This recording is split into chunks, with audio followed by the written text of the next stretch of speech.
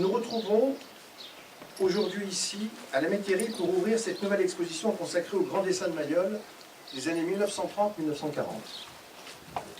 Ces corps magnifiques de femmes nous racontent tout d'abord, de manière flagrante, la passion immense que l'artiste voit à ce sujet, quasi unique dans son œuvre.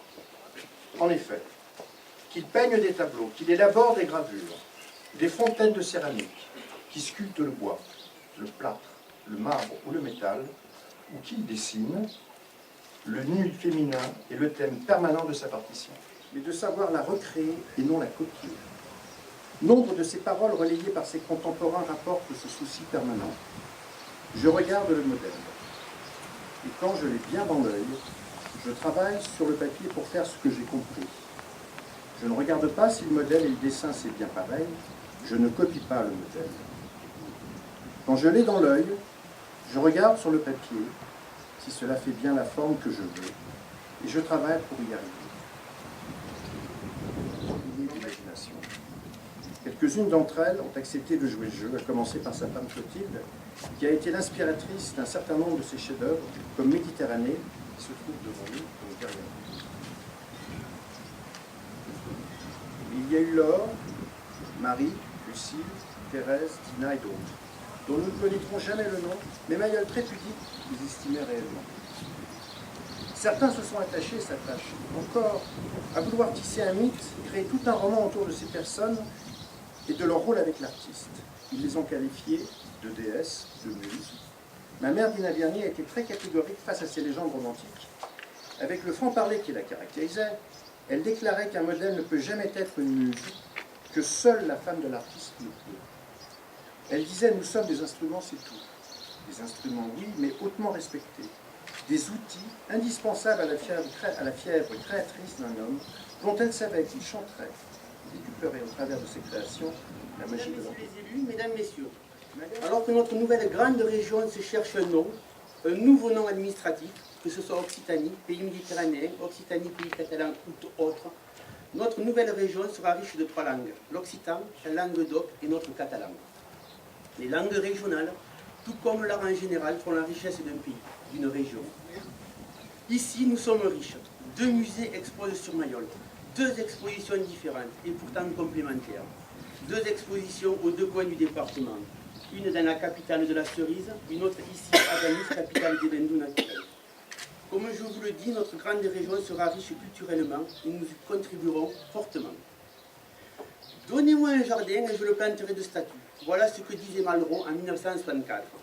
Nous sommes ici dans le jardin de la Métairie, au bord de ce petit cours d'eau, cadre bucolique, planté de différentes essences méditerranéennes et d'une statue de l'artiste. Nous sommes ici, là où l'artiste a travaillé, a créé, là où le génie opère. Maintenant, la dernière demeure d'Aristide. Merci Madame Dina Vernier. Merci Monsieur André Malraux. Merci Dina pour avoir fait don à la France des œuvres de l'artiste.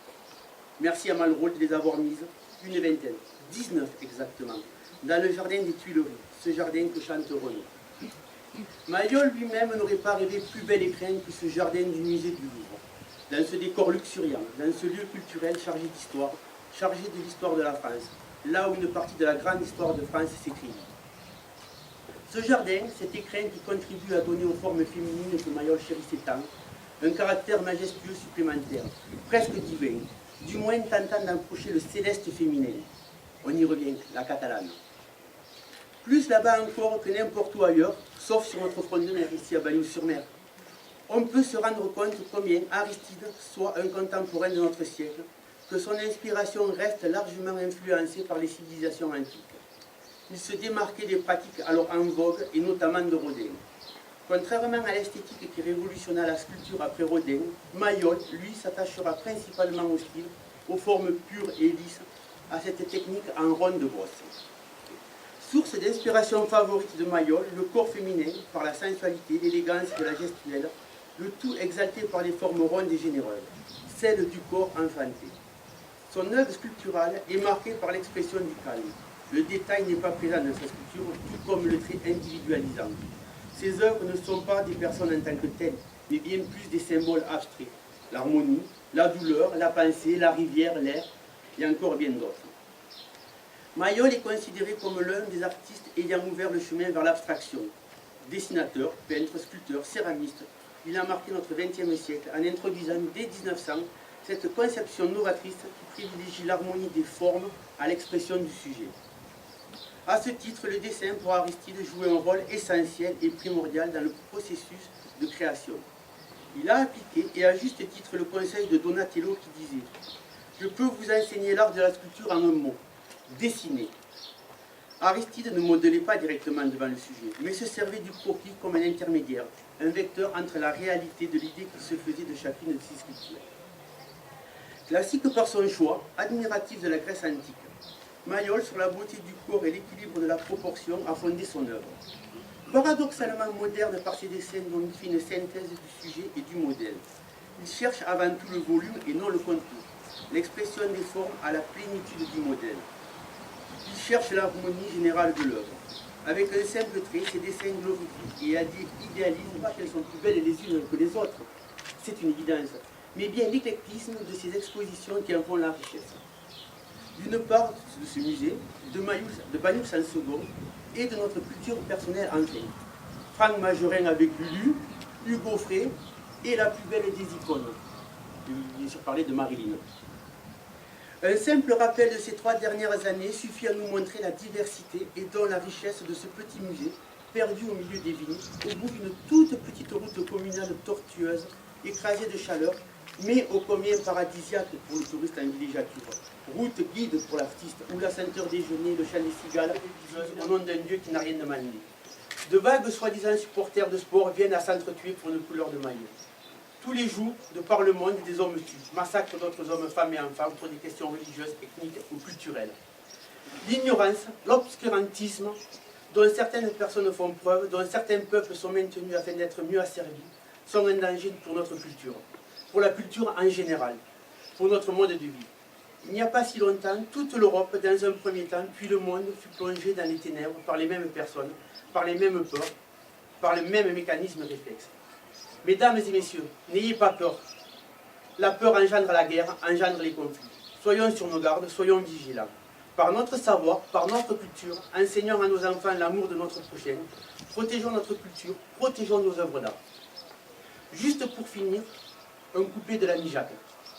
Quand on n'a que l'amour pour combattre un tambour. Merci. Je vais dire quelques mots. Bonjour à tous et à toutes, bien sûr. Après le brillant discours que tu viens de faire, je te félicite. Je te connais depuis longtemps. Et n'ayant rien préparé, je vais être très bref. Ça se résume en 2 mots. Remerciements et félicitations. Remerciements parce que être invité à Bagnos, pour moi, c'était un plaisir énorme. Venir à Bagnos-le-Mer, surtout pour un temps pareil, bien sûr. Prendre la route des masses, c'est un plaisir énorme. Et venir ici à la Mécanique, pour moi, c'est un honneur. Donc merci pour cette invitation. Merci et félicitations. Félicitations pour toutes les chevilles ouvrières, le carburant, la carrosserie, et le moteur. Et le moteur. Donc félicitations à tous ces ingrédients qui font un véhicule d'olive. Donc encore une fois, merci, félicitations et continuons à œuvrer pour notre territoire catalan, quel que soit le nom de la région. Merci bien. Bravo.